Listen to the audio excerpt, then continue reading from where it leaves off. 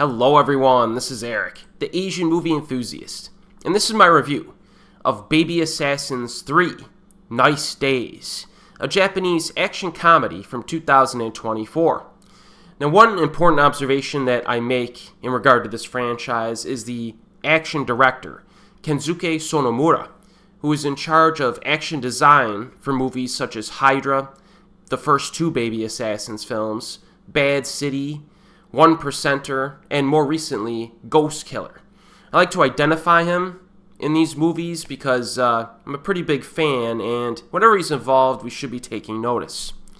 So teen assassins and BFFs, Chisato and Mahiro, head to a coastal resort for a well-deserved vacation when the agency calls with an assignment to take out an embezzler.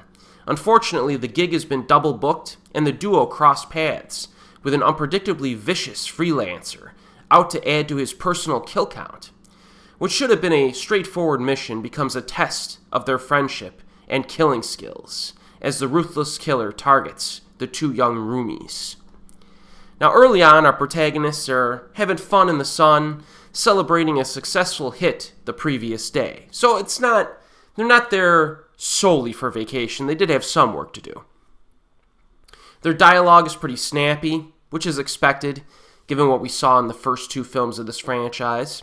You know, the ladies, of course, are socially awkward with other people, and the playful content adds some charm to the non-action moments.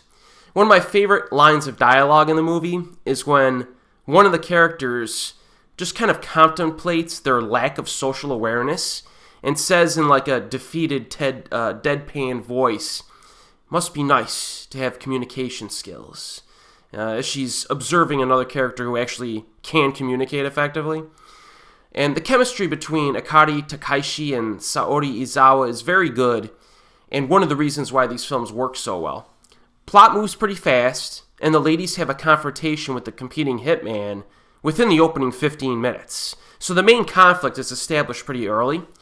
Some recognizable supporting actors are in this as well, which include Atsuko Maeda, and Maeda's character, a bit of a wench early on, near the beginning, but she becomes more likable as the film progresses. And then we get Sosuke Ikematsu, who plays the bad guy hitman, who you may recognize from the Shinya Tsukamoto film Killing from a few years ago. And he gives a nicely intense performance and handles himself well during the action scenes. And speaking of action, you know, the first action scene is a fight shootout. That's a nice little appetizer with some cool little maneuvers, but you know, the second set piece is where you really get into the meat of things. And it's a lot of fun for the second action set piece of this movie. It involves the competing hitman and one of our protagonists fighting while the other protagonist attempts to kill the target that they're competing over. And there's a neat fight down a hallway and some stairs involving a gun, which is repeatedly disarmed by either the protagonist or antagonist while they're fighting. And it's kind of like kicked down the hallway, and they're fighting up against the wall. And I gotta give props to the choreographers again, because it's a little bit different from the usual stuff, incorporating, you know, the scrappy moves that you would expect from this franchise, along with an element of humor. It's kind of difficult to come up with new fight scenes in 2025. There's been so many action movies out there to this point. But there are moments in this where I kind of say to myself, you know, I never quite seen something exactly like that before. So it's pretty good stuff. And one slight criticism I have, though, that's evident in this scene early on, is that the shooting accuracy of the characters is definitely questionable. Like, they do miss a lot, even from fairly close distances. And that's kind of required to extend these set pieces and combine the gunplay with the hand-to-hand fighting. But again, you know, we've seen this in some other movies where you're up close with a gun, but the person will block it, and then, you know, maybe you'll get kicked back and you'll try to shoot, but you miss them, even though they're not too far away. So you need a little bit of suspension of disbelief, but I mean, whatever. Not a huge problem for me, but you might notice that. Another big action set piece that I want to point out is the finale, which is very lengthy and satisfying, involving a sizable body count and a multi-phase final fight to the death.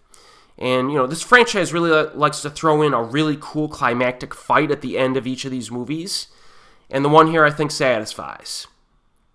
So I think, bottom line, this is the third part of a franchise. The franchise does have a formula to it. But if you like the franchise, you will probably like this third installment. If they want to keep making these, I'll keep watching them. You know what I mean? As long as the quality stays at a nice level. Remember, the Japanese film industry was mostly avoiding urban action movies for a while. Even during, some of the hot streaks in the industry, like in the 2000s. At least I think the Japanese industry was doing very well in the 2000s. But they were missing movies like this. We started to get some Junichi Okada films like Security Police Part 1, which I think was 2010, or right around there. And then he had a nice little run with the Library Wars movies and the Fable movies more recently. And, now I think their portfolio of movies like this are growing. Definitely. And Baby Assassins 3 is currently, another one that definitely satisfies. I like this. It's available streaming on YouTube and Amazon. It's also available on Blu-ray. And I did buy the Blu-ray when I was in Japan recently. So that was one of my purchases. But as always, folks, I'll see you next time.